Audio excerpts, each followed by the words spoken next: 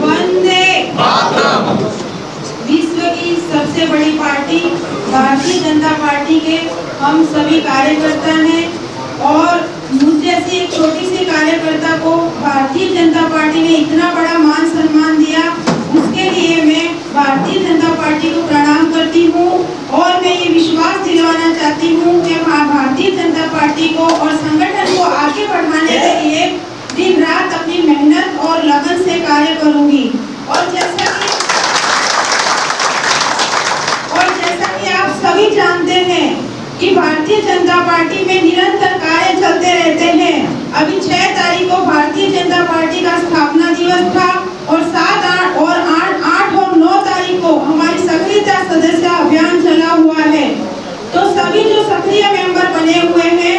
जो कई लोग नए भी जुड़े हैं, तो उनको भारतीय जनता पार्टी की जो विचारधारा है और 10-15 सालों से जो भारतीय जनता पार्टी लगातार आ रही है, तीसरी बार भारतीय जनता पार्टी की सरकार हरियाणा में बनी है, तो उनकी रीति नीतियों के बारे में बताने के लिए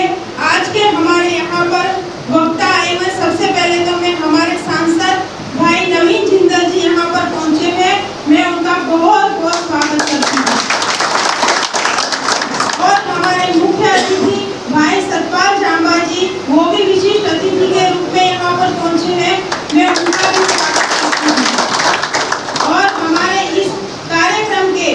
संयोजक भाई लीलाराम जी पहुँचे हैं, उनका भी मैं बहुत बहुत स्वागत करती हूँ। और हमारे पूर्व में बहुत ही यशस्वी जिला अध्यक्ष भाई अशोक गुजर जी, वो भी आज हमारा मार्गदर्शन करेंगे, मैं उनका भी स्वागत करती हूँ। और मंच पर आसीन हमारे बड़े भाई राव सुरेंद्र जी, राजपाल तंवर जी, सुरेश गर्ग जी और हमारे महामंत्री रामपाल राणा जी, चारों मंडलों के अध्यक्ष गोपाल सैनी जी, आयुष गर्ग जी, धीरेन्द्र क्योड़क जी, सतवीर जी और मेरे सामने बैठे सभी मेरे वरिष्ठ जन और सभी आप पहुँचे में देवतुल्य कार्यकर्ता, आप सभी को मैं हाथ जोड़कर नमस्कार करती हूँ, प्रणाम करती हूँ। देखिए, ये पूरे राज्य में अभियान चल रहा है और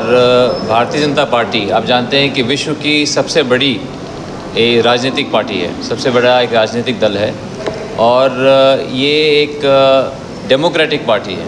तो इसलिए ये प्रक्रिया इसके अंदर चलती रहती है कि हम और लोगों को जोड़ें। बहुत लोग जुड़ना चाहते हैं पार्टी से, जो लोग पार्टी के साथ जुड़ना चाहते हैं वो पार्टी के साथ जुड़कर और प्रजातांत्रिक ढंग से वो लोग जो है आगे बढ़ सकते हैं। तो इसलिए ये प्रक्रिया चलती रहती है और इसके अंदर हम सब मिलकर हिस्सा लेते हैं। क्या मानते हैं कि यदि बाकी पार्टियां चुनाव के समय कार्यकर्ताओं को याद करती हैं, लेकिन ये पार्टी ऐसी है कि जो हर समय अपने कार्यकर्ताओं के साथ जुड़ी रहती है? बिल्कुल, भारतीय जनता पार्टी ये जनता की पार्टी है, लोगों की पार्टी है और सभी मज़हब के लोग, सभी वर्गों के लोग भारतीय जनता पार्टी से जुड़े हुए हैं और सभी एक मिशन मोड में काम कर रहे हैं कि जो मिशन हमारे माननीय प्रधानमंत्री नरेंद्र मोदी जी ने लिया है कि देश को एक विकसित राष्ट्र बनाना है 2047 तक, उसी मिशन मोड में पूरी जनता भी उससे बहुत प्रेरित होकर के और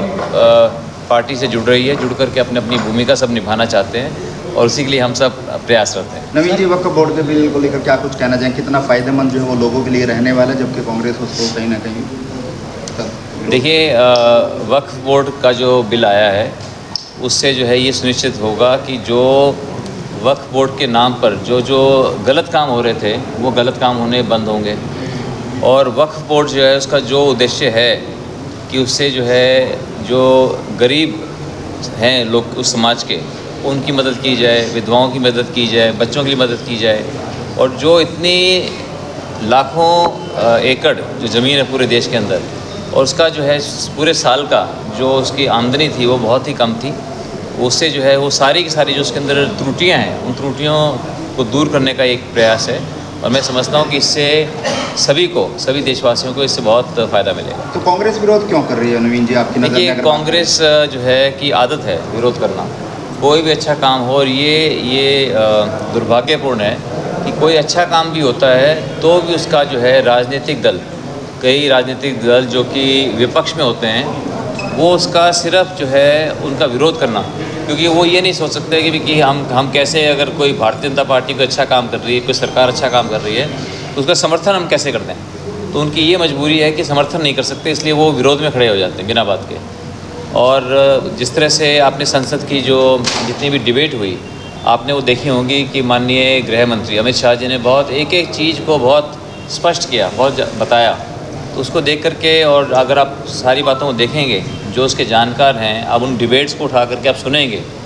जो विपक्ष जो उसकी जो बारे में कह रहा है उसके वो सुनेंगे, तो आपको स्पष्ट हो जाएगा कि सरकार ने जो किया है ये लोगों के हित में है, देश के हित में। रणदीप सिंह सुरजेवाला और आदित्य सिंह सुरजेवाला बिजली दरों में जो बढ़ोतरी उसको लेकर प्रदर्शन कर रहे हैं और कह रहे हैं कि 5,000 करोड़ का जो है वो डाका कहीं ना कहीं गरीबों की जेब पर जो है वो डलने वाला है। देखिए, अब विपक्ष क्या कर रहे हैं तो वो बता सकते हैं, लेकिन जो बिजली की दरें जो बढ़ती हैं, बिजली की दरें कोई सरकार नहीं बढ़ाती। उसके लिए जो कमीशन होता है, एक रेगुलेटरी कमीशन होता है, जो कि एक इंडिपेंडेंट बॉडी होती है, वो बढ़ाती है। ऐसा तो नहीं हो सकता कि हम जो है अगर लागत बिजली की बढ़े तो लागत को जो है उसको रिकवर भी करना पड़ेगा। अगर नहीं करेंगे तो जो बिजली आज मिल रही है, 24 घंटे जो बिजली मिल रही है, लोग ये चाहते हैं कि लोग 24 घंटे बिजली मिलनी चाहिए। अगर उसके बिजली जो मिल रही है, सरकार तो उसको बहुत सब्सिडाइज़ करके देती है। आज भी आप देखेंगे कि उस बिजली की लागत सरकार की आती है 5-6 रुपये की, 5-6-7 रुपये की, और दे रही है, लोगों को सस्ती दे रही है। तो वो कंटिन्यू कर सके उसके लिए कुछ तो चार्ज करना पड़ेगा। नवीन जी, आपने चुनाव में 2 कौशल सेंटर खोलने की बात कही थी, तो प्रक्रिया कहाँ तक पहुँची है? ये कैसे कुछ उसके लिए हम प्रयासरत हैं, और अभी हम जो है अभी 1 साल होने से पहले ही कुरुक्षेत्र के अंदर हमने उसका काम शुरू कर दिया है। हमने जगह आइडेंटिफाई कर ली है। उसके लिए टीम भी अभी 3-4 सदस्य जो है टीम में भी आ गए हैं, और हम इसको जुलाई से कोशिश हमारी कि जुलाई से इसको हम चालू कर देंगे। एक सेंटर को पहले चालू कर देंगे, और उसे अनुभव होगा उसको देख कर के फिर अगला भी हम सेंटर खोलेंगे। और इसके लिए जो कौशल विकास के लिए, तो मैं सोचता हूँ कि अब हम सोच रहे हैं, क्योंकि लोग बोल रहे हैं कि जी 2 सेंटर की जगह अगर अलग अलग जो सेंटर्स हैं उनके अंदर काम किया जाए तो और ज़्यादा फ़ायदा होगा, क्योंकि लोगों को, बच्चों को दूर दूर से आने में और भी दिक्कत होती है। तो इसके लिए हम कई काम कर रहे हैं। जब हो जाएगा तो मुझे आप 2 महीने का समय दें, इसको हम जून के अंदर आप सब इसकी पूरी रूपरेखा आप सबके सामने रखेंगे।